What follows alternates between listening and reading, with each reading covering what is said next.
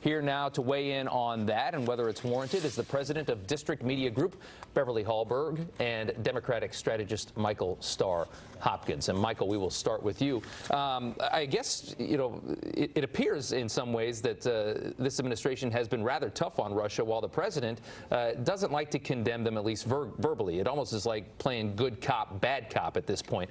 What's your make on that? I understand the president wanting to have a good relationship with Russia and Vladimir Putin because they're, major world powers. But I think we also have to recognize the president's been harder on some Americans, like NFL players, than he has on Russia. And so as the biggest superpower in the world, we lead, and we have to set the precedent.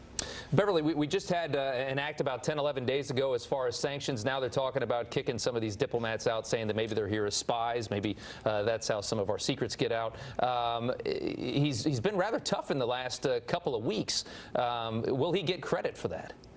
We'll find out. I think when it comes to his staff, you saw either from the State Department or even his press shop, they've been using words like outrageous in reference to what Russia has done. And so if we have an announcement by the president saying that we are going to expel what the United States views are Russian spies, I'm hoping that his rhetoric does match it. And this is, of course, I think it's especially important for him because he did praise Putin last week on his so-called election.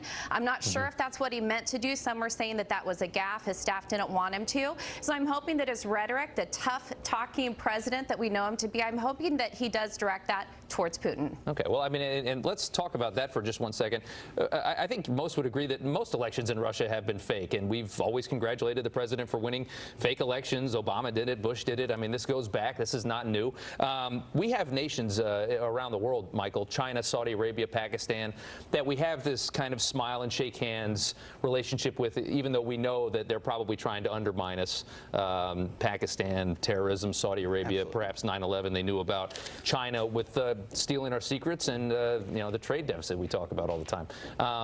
Why is Russia such a big deal when we treat them in this same manner? I think Russia's such a big deal because what we've seen is Russia has now hacked into our critical infrastructure.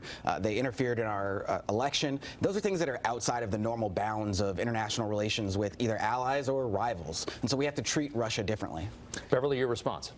Well, I think it's wrong for anyone to conflate any type of Russia collusion, which often the liberals want to point to this situation. There has been no proof that Trump did anything when it comes to the campaign, but I don't think he helps himself with this. He has tougher talk against Theresa May, the Prime Minister of the UK, than he has around Putin, and I think it's important for him, especially this week, to come out and support his strongest allies in condemning this action by Russia.